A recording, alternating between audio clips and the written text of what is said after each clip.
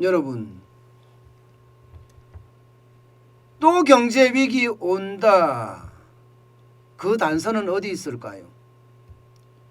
저는요, 늘 여러분들에게 지표를 가지고 설명을 하잖아요.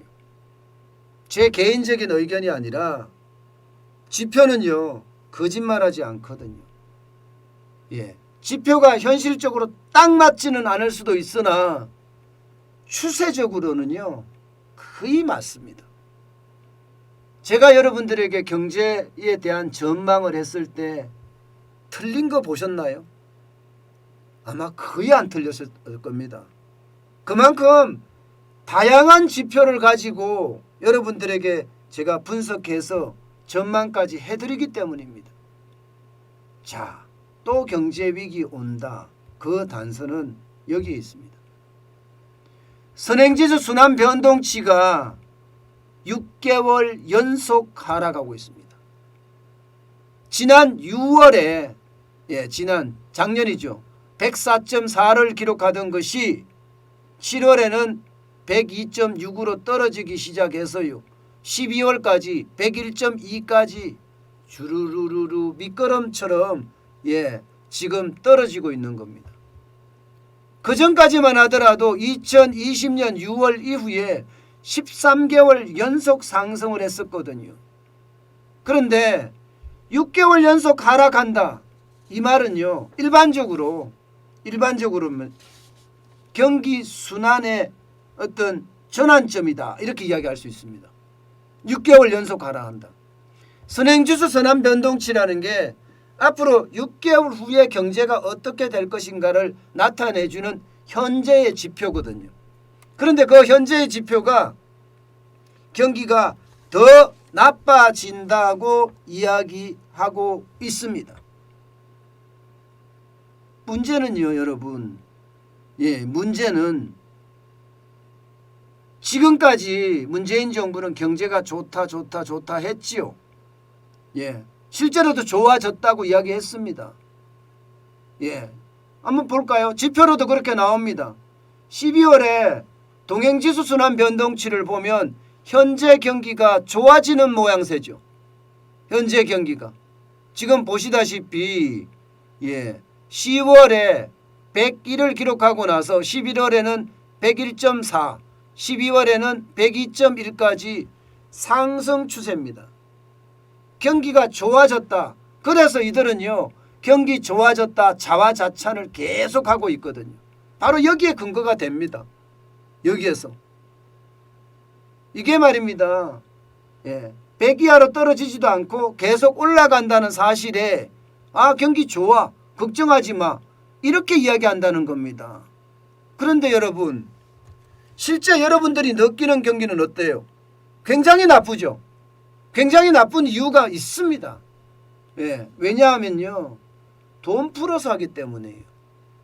돈 풀어서 경기를 떠받치고 있거든요. 돈 풀어서 경기를 떠받치니까 여러분, 돈을 받는 사람 입장에서는 경기가 좋아진다고 느끼지만 돈을 못 받는 대부분의 사람들에게는요, 경기가 나빠진다 이렇게 이야기합니다.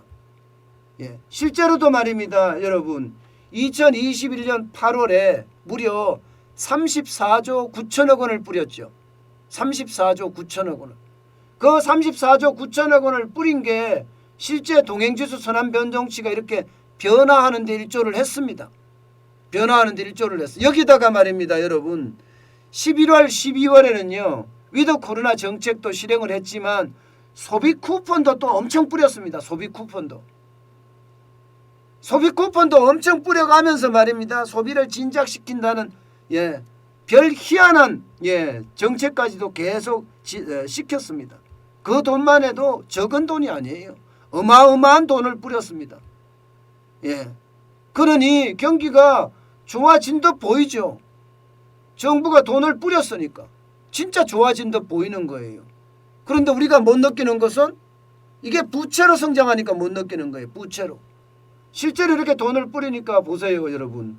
돈 뿌릴 때만 소매 판매 지수가 증가해 보입니다. 여러분도 알다시피 6월에 돈 뿌렸죠? 그때가 5월쯤 뿌렸을 겁니다. 이게 작년에 재보궐선거 앞두고 또 추경해서 재난지원금 뿌렸잖아요. 그래서 6월에 1.4%가 좋아졌고요. 또 9월에도 좋아졌죠. 예, 9월에도 뿌렸으니까 2.5% 추석 대목 갖고 합쳐서요. 12월에도 마찬가지입니다.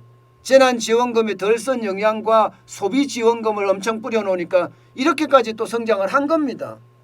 이게 부채를 기반으로 해서 소매 판매가 좋아지고, 예, 소매 판매가 좋아지니까 당연히 전산업 생산은 좋아질 수밖에 없어요. 전산업 생산은. 예, 이게 여러분 현실입니다. 현실.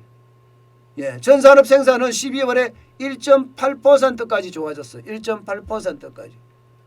예, 11월에는 3.2%나 좋아졌고요. 이게 돈으로 뿌리니까 위드 코로나 정책에다가 소비 쿠폰 뿌리니까 그렇게 되겠죠. 그런데 말입니다, 여러분. 이런 걸 보면 우리가 이게 뭐지 이렇게 생각할 수밖에 없어요. 설비투자 보세요. 설비투자는 10월에 10.9%가 늘어나서 최대가 늘어나는 것처럼 보였지만 12월에는 꼬꾸라졌죠. 마이너스 0.4%가 됐잖아요. 이 말은요, 기업들은 지금 움츠려든다는 이야기예요. 설비투자는 기업에서 일어나니까. 예, 기업에서 일어나니까 지금 움츠려들어서 결국 말입니다. 이게 성장의 어떤 모양새를 보이지 못한다는 겁니다. 이런 걸 보면 여러분, 문재인 정부는요, 지금까지 계속 빚내서 성장을 시켜왔다고 할 수 있습니다.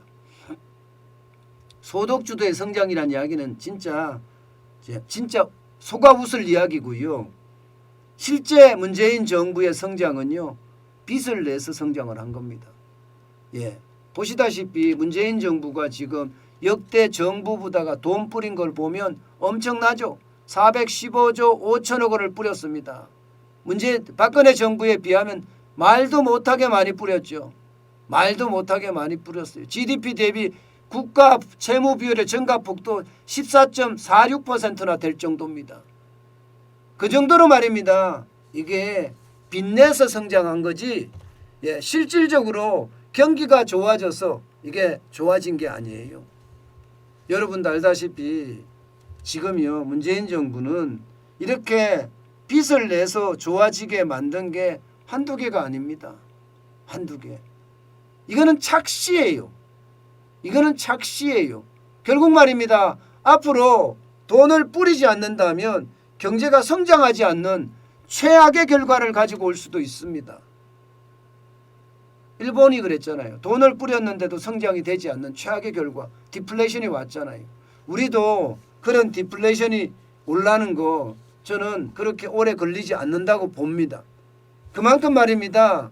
예, 문재인 정부의 아주 핵심 속성은요, 경제가 좋아져서 성장한 것이 아니라 빚내서 성장했다.